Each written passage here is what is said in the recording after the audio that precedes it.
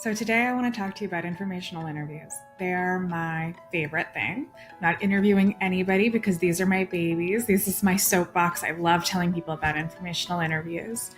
I have a lot to say about them. Not all of it's going to fit in this video, but if you want to know more, here's a link. Somehow I'll put it in post that will help you get to that article. But today I want to talk to you a little about what they are, first of all, when you want to use them, and a few of the key steps to what to do when you're doing an informational interview, how to make sure that it's getting you where you want to get. So first of all, what is an informational interview? Essentially, it's just talking to somebody who knows something you don't, and getting them to tell you about it.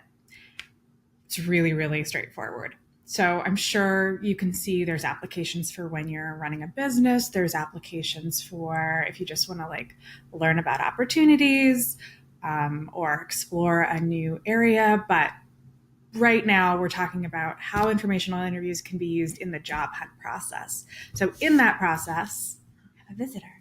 There are three sort of key moments when you might use an informational interview. One is when you're early in the process. Maybe you watch the resume and the LinkedIn videos and you're like, I don't know what my story is. I don't know what I want to do. I had just a big question mark. And that can happen at any point in your career. It doesn't necessarily have to be the beginning of your career. But at that juncture, informational interviews are an amazing way to find out what's out there for you, find out what even exists.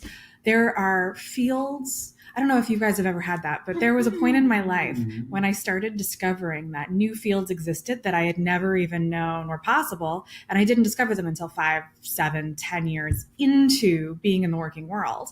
And those are the kinds of discoveries that you can get a little bit more of a little bit quicker if you're doing informational interviews earlier. So exploration is a great time to try getting people to talk to you about what they're experts in.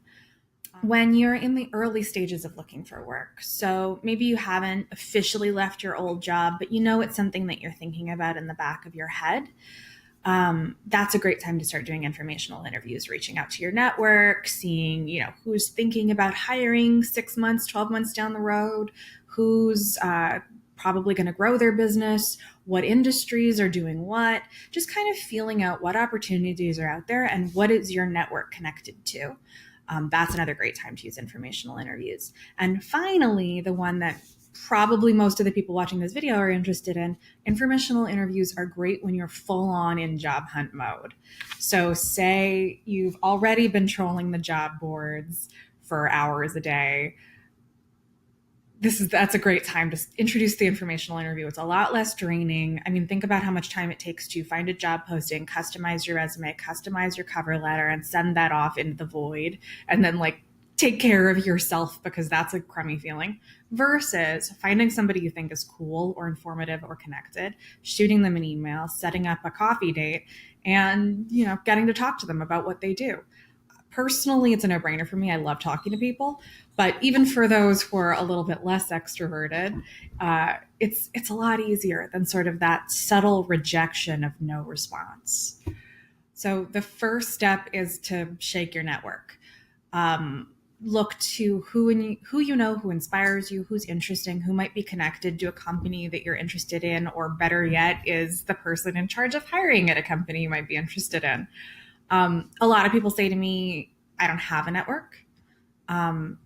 But usually that's not a problem. Even if you only have one person in your family, or a teacher, or a student you went to school with, or somebody you've interned with, even if you just have one person, that's enough to get started, because that one person, if at the end of your conversation you ask for more people to talk to, could put you in touch with 2 people, who could put you in touch with 4 people, who could put you in touch with 6 people. And before you know it, you're talking to people there's no other way you would have met, about things you didn't know existed, and companies you never otherwise would have been able to get into.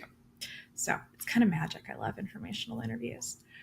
So you make your list of people in your network who inspire you, who might be connected to the people you want to be connected with, or who just know more than you do about industries you're interested in.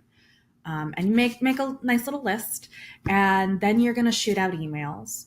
And I've got in the article sort of a basic format for what that email can look like. But essentially, you're saying, You're cool. I'm cool. I want to ask you these specific things. Would you be willing to meet me or have a Zoom call or have a phone call? I'll set up the logistics. Email's great. If you can't get their email, LinkedIn is okay. If they're really active on a social media outlet, message them on that outlet. There's so many ways to get in touch with people now. And the important thing at this stage to know is that only a no is a no. If they don't answer, you probably just crossed their desk at a time when they were very busy and you're somebody's whose name they don't recognize. So you kind of fall down in the email order. But you can really stack the deck in your favor by repeatedly emailing them. If you haven't heard from them in a week, email them again. If you haven't heard from them in a week after that, email them again. Only a no is a no, and nobody's going to fault you for persistence. So as long as you still want to talk to them, keep messaging them. So they've said yes, you've said yes, you've picked a time, you've got it on your schedule, you're all excited, you're getting ready. I like to prepare about 3 to 5 questions, which are usually designed around what I want to get out of the interview. If I'm exploring and I want to know what is your work life like, is that something I would like, then I'm going to ask you questions like, what's the best part of your work day? What's the worst part of your work day? What might you do on an average day? What would you have been surprised to know when you first started that now you know? What would you say to yourself if you were in my position? Things like that. And if I'm like, yeah, this sounds awesome, I might follow up with questions about like, how do I become you? Like, what was your education path like? Where did you start? What led you to this current position? You guys are smart. You'll figure it out. If this is a person who is at a place that I might want to be, a specific business where I want to be, or if they're, the hiring manager of the business where I want to be, I'm going to ask questions that kind of help highlight their problems. So what would you do if you had 20 more work hours in a week? What's the biggest headache in your day? What are your problems? You can be pretty straightforward. But basically, what I'm trying to do is figure out what are their gaps and are they ones I can fill? So if they say, for example, we really love our business. It's a nonprofit. We really love this, but we're really struggling to fundraise. And you think in the back of your head, ooh, I kind of love to fundraise. That's kind of something that I've been looking to lean more into. You already know it's something that they need, which puts you in a much stronger position to ask for further connection or further conversation. Take notes, ask follow-up questions. I'll go in with 3 to 5 prepared questions, and then I'll usually follow up with stuff that becomes relevant during the course of the interview. Be interested, and questions will come to you. If you're not interested, it's probably not the person you should be talking to.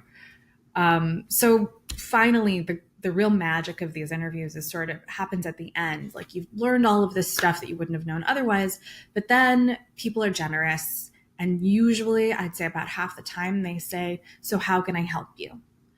Or something along those lines. And that's a wonderful time to kind of introduce an ask. So if you're in the exploration phase, you might say, who else can I talk to keep exploring this field or this business or this educational journey or whatever it is you're exploring? And hopefully they're going to put you in touch with a couple of people and give you their emails or offer to do an email introduction. But worst case scenario, you've got some names and some new people to reach out to. So suppose this is somebody who you're talking to early in your exploration and you're like, there's something here. I want to go off and do a bunch more research, talk to a bunch more people, but I really would love to get this person's perspective again. You can ask if they'd be willing to talk again once you're further into the process.